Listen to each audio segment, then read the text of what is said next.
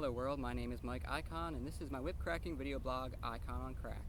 This will be the first episode, and I'd like to start you off with a little introduction to the circular model of whip cracking. The circular model of whip cracking is a method I've developed for breaking down whip techniques into their basic components. Ideally, someone who's familiar with the model can take the concepts and build their own cracks, or at least find ones that they didn't know about before, just based on the mechanics of the model. I created it because I have come from a juggling and other types of performance background. I've been cracking whips for about 3 years now, but I came from a background of poise spinning and juggling. And these other forms of performance generally have pretty good systems for understanding what you're actually doing while doing those things. And when I first started cracking whips, I noticed that there seemed to be something of a lack of this system, at least from what I found. It seems that the competitious whip cracking community has a whole slew of things that they do, but that was really hard for me to learn about as a non-competitious whip cracker. And even still, I found the information that was there somewhat confusing. All of the cracks had strange names that didn't really give any indication as to what was really going on there, or how they were connected. And that's something that I was really used to coming from a flow arts background, having these models and systems of just knowing what's going on with your props. So yeah, that's why I developed the circular model, because as I gained knowledge and learned more techniques with whips, I started actually seeing the connection between them, and I was able to start defining actually what makes them a crack, or what makes them different from other cracks, and that kind of stuff. So what is the circular model? The circular model is just a way to break it down based on the idea that the whip is rotating in a circle. When you swing your whip, it creates a circle, or at least part of a circle. And so once you start thinking about it like that, you can start to dissect it and determine how the circle is manipulated that creates a different crack. And the funny thing is that when you break it down like that, whip cracks are very simple. When I was learning, it was all about, here's a flick, here's a cattleman's, here's a coachman's, here's this crack and that crack and whatever. It was really confusing. I didn't understand why they were cracks, or how they got connected to each other, or if I wanted to create a new crack, how would I do that?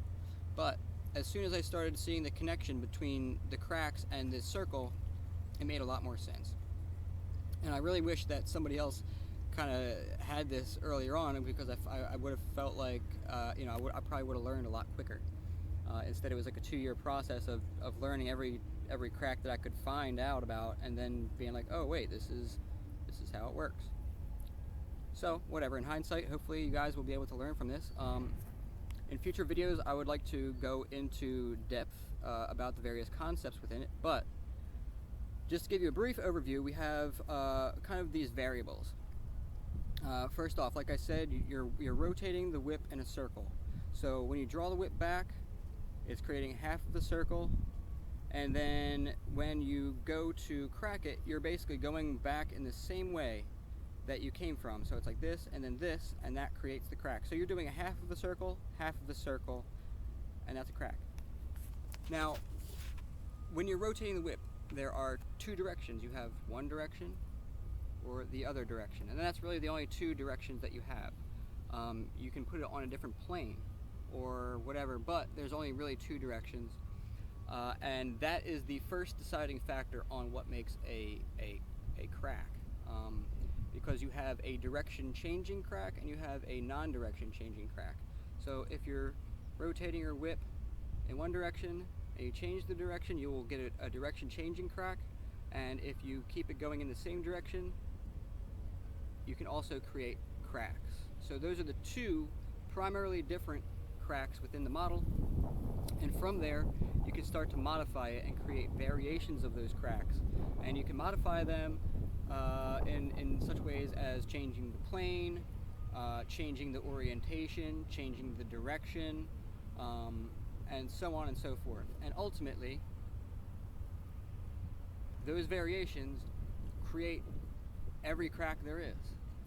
And once you have those variations down, you can start combining them. So you have your basic cracks, you have your variations, and then you have combinations. And those are the three building blocks for just about every whip crack or whip cracking routine you have ever seen. So once you have a vague understanding of what those concepts are, you should be able to take them and run with them and create your own cracks and find ones that you didn't know existed, and likely just be able to do them a lot easier just because of the way that you are thinking about them and working through them. At least that's what I found. As soon as I started thinking about things like this, I immediately was able to do about 5 or 6 different cracks that I was not able to do before that moment. And I didn't have anyone there teaching me in particular. It just clicked for me, and from that point forward, I've been all about this model.